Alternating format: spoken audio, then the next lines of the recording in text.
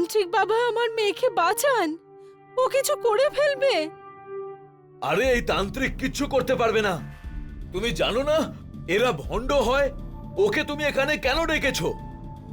আলিয়া, তোমার স্বামী যদি আমার আর আমার কাজকে এইভাবে অপমান করতে থাকে তাহলে তোমার সন্তান কখনো বাঁচবে না। আমার মেয়ের ভেতরে কোনো ভূত নেই, ওর বাইপোলার ডিসঅর্ডার রয়েছে। এটা একটা মানসিক রোগ। তাহলে ঠিক আছে, আমি চলে যাচ্ছি।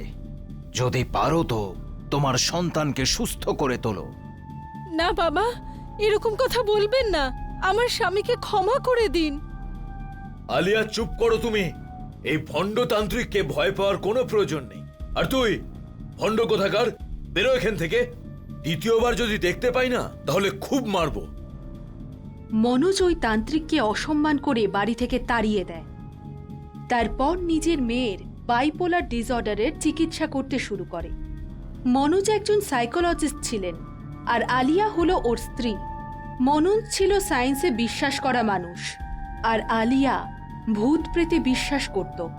বিগত কয়েক মাস ধরেই যখন ওদের মেয়ে রিয়া অদ্ভুত ব্যবহার করতে শুরু করে তখন মনোজ বুঝতে পেরেছিল যে এটা বাইপোলার ডিসঅর্ডারের কেস।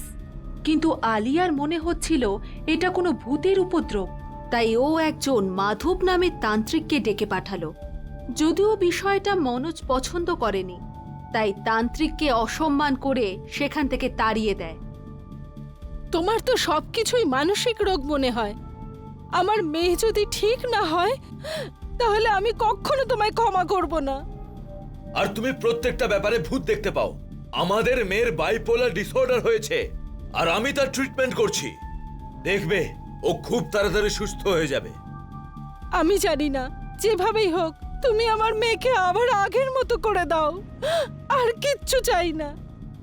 মনোজ রিয়ার চিকিৎসা করতে থাকে আর কিছুদিনের মধ্যেই রিয়া সম্পূর্ণ সুস্থ হয়ে ওঠে। দেখলে, আমি বলেছিলাম না এগুলো সব মানসিক রোগ, যেটা ট্রিটমেন্ট করলে ঠিক হয়ে যায়। এখন তুমি কেমন বোধ করছো? আজ অনেকদিন পর আমার এরকম মনে হচ্ছে যে আমার মাথা সম্পূর্ণভাবে আমার কন্ট্রোলে আছে। না হলে আগে তো নিজে থেকেই অদ্ভুত অদ্ভুত চিন্তা ভাবনা আসতো আর আমি সেগুলোকে আটকাতে পারতাম না।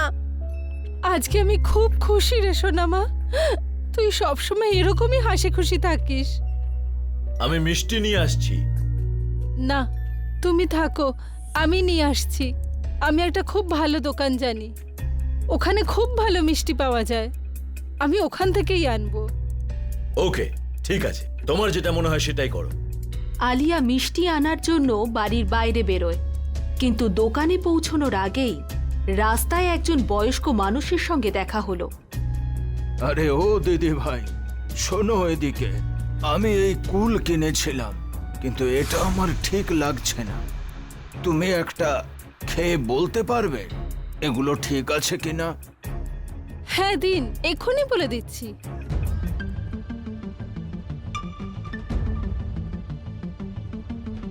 এটা তো একদম ঠিক আছে, আপনি নিশ্চিন্তে এই কুলগুলো খেতে পারেন।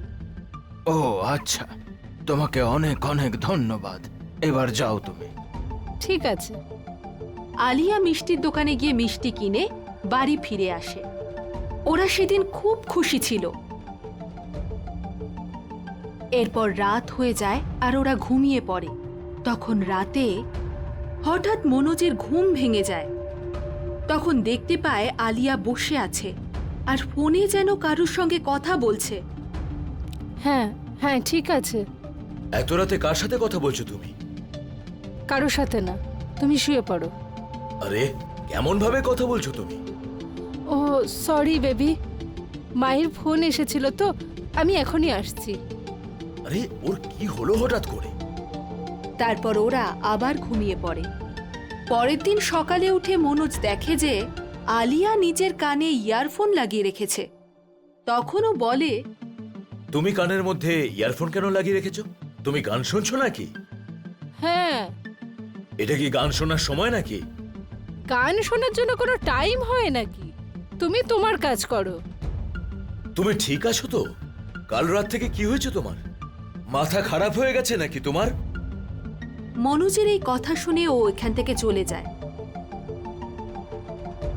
আর গিয়ে একটা ছুরি নিয়ে নিজের হাত কেটে ফেলে।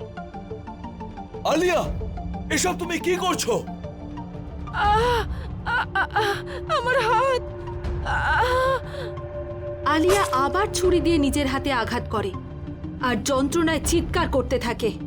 মনোজ কিছুই বুঝতে পারছিল না যে ও কেন এমনটা করছে। তুমি ঠিক আছো তো? কি করছো এসব? আমার কথা এতটাই খারাপ লাগলো যে নিজের হাত কাটছো তুমি।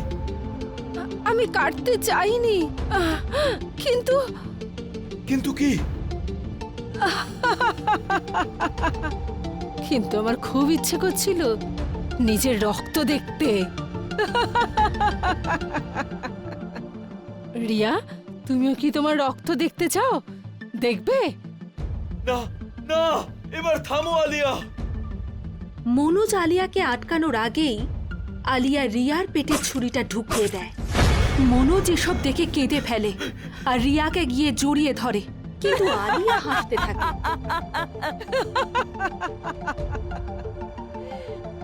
কি রে মনোজ, কি মনে হচ্ছে? আমারও কোনো মানসিক রোগ হয়েছে নাকি ভূতে পেয়েছে? আলিয়া, তুমি পাগল হয়ে গেছো। সরো সামনে থেকে। আমার মেয়েকে এখনই ডাক্তারের কাছে নিয়ে যেতে হবে। না, তুই কোথাও যাবি না। মা! চুপ, তোর জন্যই হয়েছে এইসব। Alia, please stop it. তোর বউ এখন আমার বশে আছে। তোর স্ত্রীর মাধ্যমে আমি কথা বলছি। কে? সেই যাকে তুই ভণ্ড বলেছিলি। কি হলো, মনে পড়ছে না? একটু দাঁড়া। এটা বলেই আলিয়া গিয়ে দরজাটা খুলে দেয় আর সামনে দাঁড়িয়েছিল মাধব, সেই তান্ত্রিক যে রিয়ার মাথা থেকে ভূত বের করছিল। কি বলেছিলি তুই মনোজ, যে আমি দ্বিতীয়বার যদি আমার মুখ দেখাই তাহলে খুব মারবে? আয়, মার। শয়তান, তুই তুই কি করেছিস আমার স্ত্রীর উপর? আমি আর কি করতে পারি? আমি তো ভণ্ড লোক, তাই না? মনোজ খুবই রেগে যায় আর ওকে মারার জন্য এগিয়ে যায়, কিন্তু মাধব আলিয়াকে মনোজকে আটকাতে বলে। তখন আলিয়া এসে মনোজকে আটকায়। আলিয়া, আমাকে ছাড়ো। তুমি ওর কথা কেন শুনছো? তুমি শান্ত হও।